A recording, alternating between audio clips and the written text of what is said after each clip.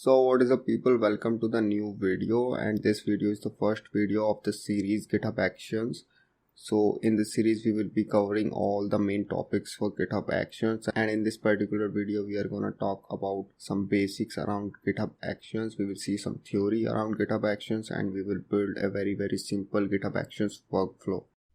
So let's see the quick introduction to GitHub Actions. Like, what is GitHub Actions? It is a tool which helps you to automate all your software development workflows. You can write simple or any individual tasks which are called actions, and you can combine them to create a custom workflow.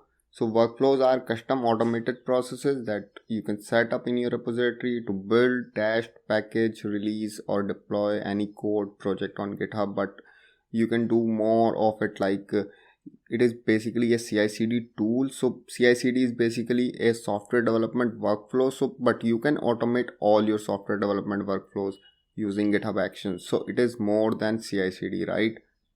So it is basically a feature or a tool that provided by GitHub only. So you can set up directly inside your GitHub repository. You don't need to go anywhere else. So it basically works on events. So now let's discuss what are events in a GitHub repository. It can be a push, like if someone or you pushed into your repository or a specific branch, so that can be an event. You can adjust your events and you can specify inside your configuration files that you want to trigger a workflow on a specific event. So that event can be a pull request, like if someone opened a pull request or a pull request is merged. So it can be an issue, like if someone created an issue, then your workflow can be triggered, or if some issue is closed, then also your workflow will trigger, right? It can be scheduled, so you can schedule your workflows just like a cron job. Also you can have an external event, like if someone is not doing inside the GitHub repository and you want to trigger your workflow from outside, so you can have external events for that. So like these workflows run inside GitHub, we know already, but where these workflows run?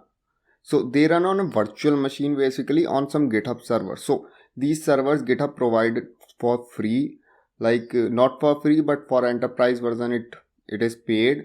And also if you have some public repositories, so it can be free for you and it will run on directly GitHub server. So these servers basically called GitHub runners. GitHub named it like a GitHub runner. So whenever your workflow will trigger, so it will boot up a new virtual machine inside a GitHub server or any GitHub server.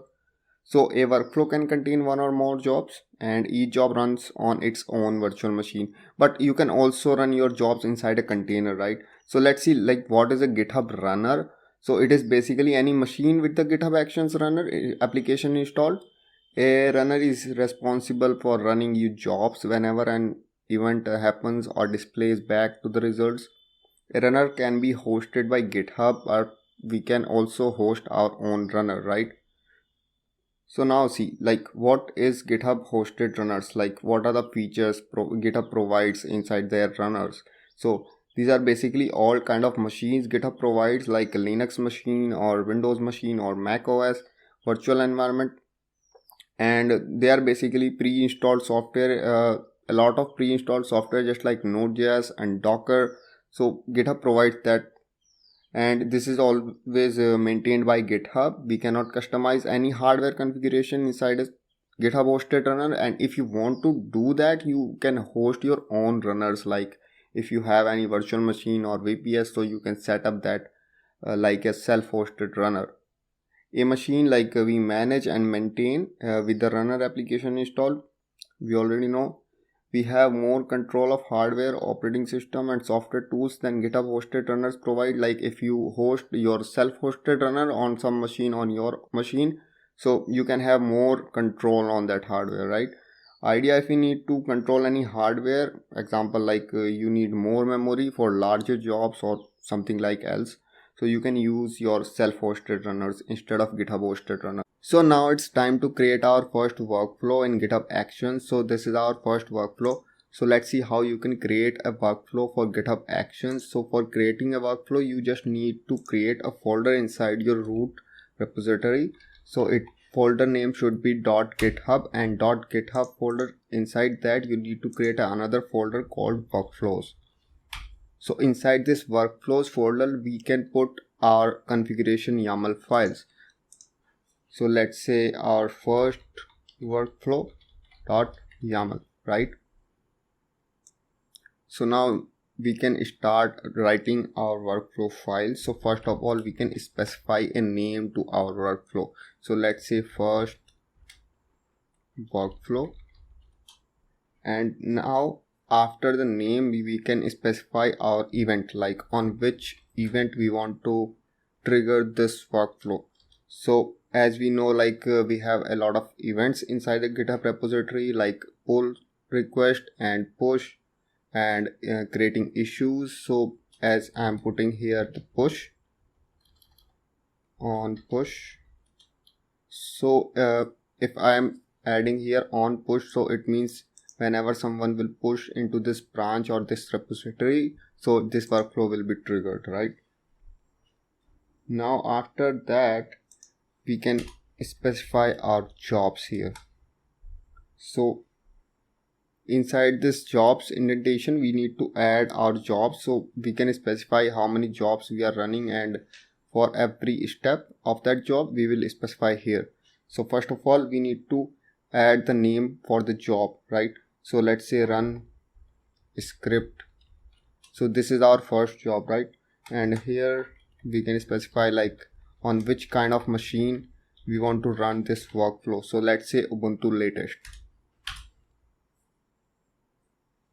So after it we can specify some steps for our job. So our first step will be, we can say, we can give it a name. So steps will go like this. So steps is basically kind of an array. So we can specify how many steps, like using this hyphen here. We need to add every hyphen before every step. So after this name we can specify a name. Let's say what this step is gonna do, and we can say like echo a name, and now we can run a command using this run. So let's say echo I am from GitHub Actions, right? And we can run another, we can say multi-line script. So what basically, like this is a one command, right? But if you want to run a multi-line script, so you can basically add a pipe here, and after this after an indentation you can specify your multi-line script here, right?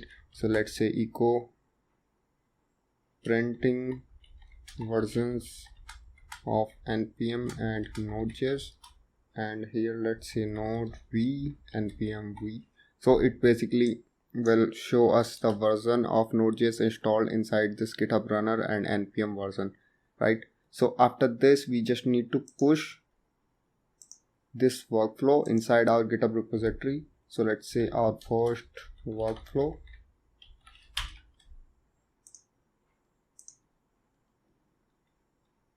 so now if you go to your GitHub repository where you post your workflow, so inside that repository we need to go to this actions tab, and here you can see your workflow. So we just need to click on this, and after this we can see all the logs for this workflow, and here you can see every step that we specified, it is showing here, right? So it is saying echo a name. This was our first step, right? So this was our first step, like echo a name. So and it is saying okay, so echo I am from GitHub Actions, so it is showing the output. And next step was multi-line script, so printing versions of npm and node, so it is showing us the versions of node.js and npm here, just like this. So it is working the same as we desired and as we want. So this is all for today's video, and in the next video we will see how you can specify some environment variables and how you can run some other shell commands also, like if you want to run some Python script inside your GitHub Actions, so how you can do that, we will see that. So if you like this video, please hit the like button and do subscribe to the channel. Thanks for watching.